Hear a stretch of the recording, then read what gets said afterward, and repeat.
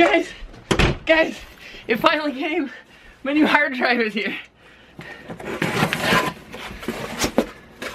Dang it. They keep sending me graphics cards.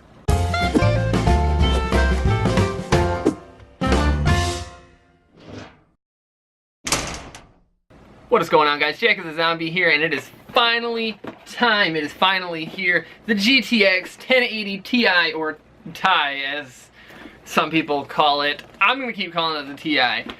I have been waiting for this for so long, and I've been so pumped, so ready, getting so excited for it, and just like the ultimate level of preparation. I have actually already, believe it or not, sold my my GTX 1080. Like, it's already been sold. I still have it, don't get me wrong, but I already have a buyer lined up and everything. But we're gonna take a look at this thing together. I haven't actually opened anything yet. I opened the box earlier, which, if you guys follow me on Instagram, you would have seen that. Yes, I did retape it for that beginning segment, but that's completely fine. I want both sides to be open. I don't know why. I always do it with my graphics cards. Don't ask questions. But we're gonna do a complete unboxing on this right now. I'm gonna show you guys absolutely everything that is in the box. If I can get it open. Hello. Open box. Alright. First, open, pull, guy. Nothing else in there. Okay, let's set all this off to the side. We're gonna worry about that in a second.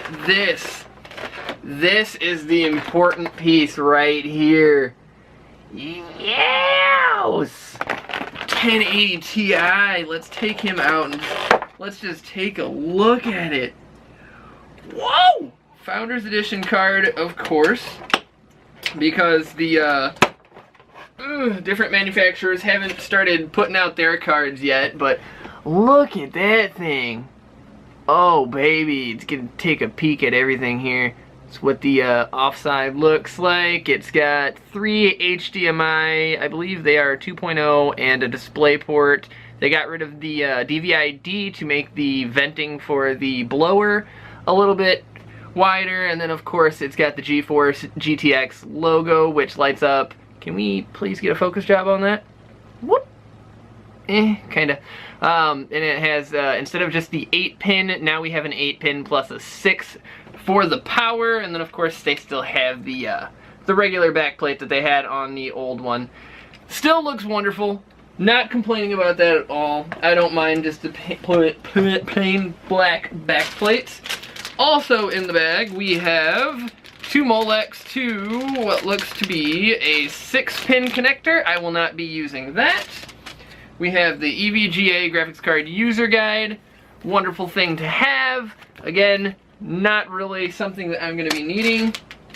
We have, looks like 2 6 to an 8. Yep, 2 6 to an 8-pin adapter, which came with the 1080 Founders Edition as well.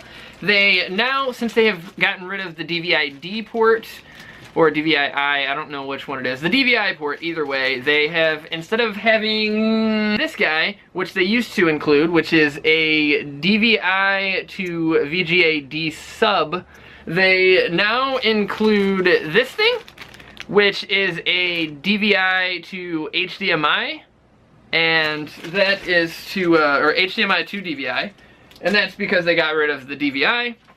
They have the GeForce GTX, just shows you everything about it for the 900 series as well as the 10 series graphics cards, and it shows you all of the options that are available for the ports on the back of it.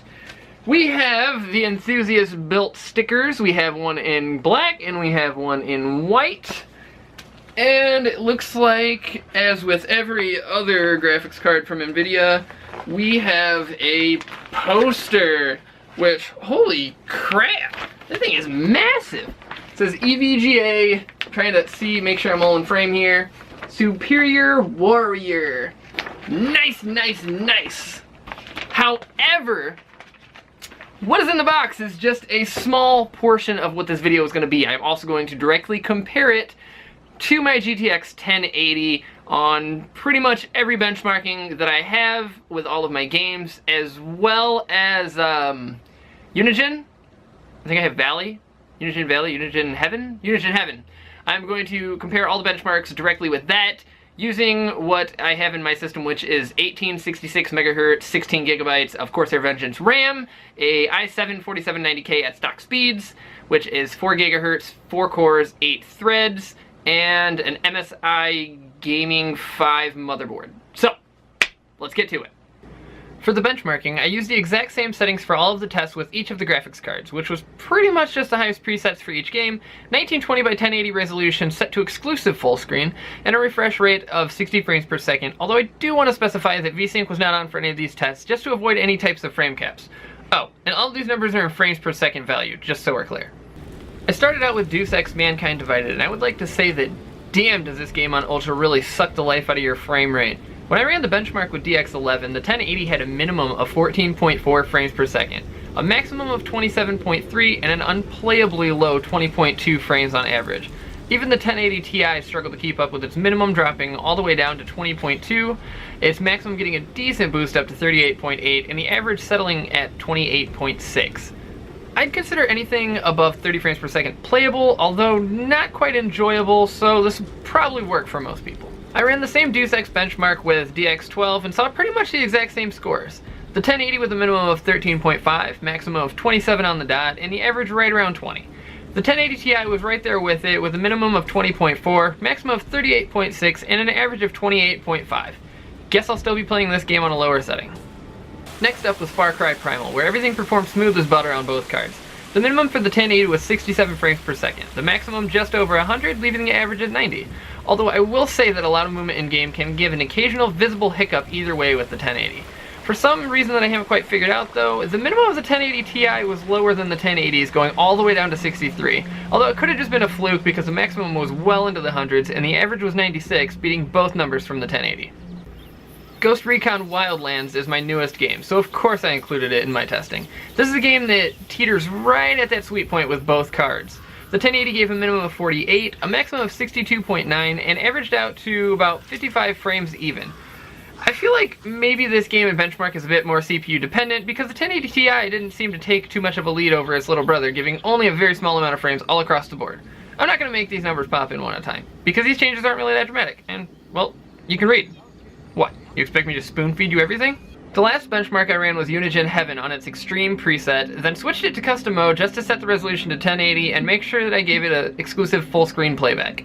I also feel like this is where the Ti shined. Shined the most. The 1080 got way down to the single digits with 9.1 on the minimum, although I want to point out that this only happened during new scenes when it basically had to start from 0, so I disregard minimums for Unigine for the most part.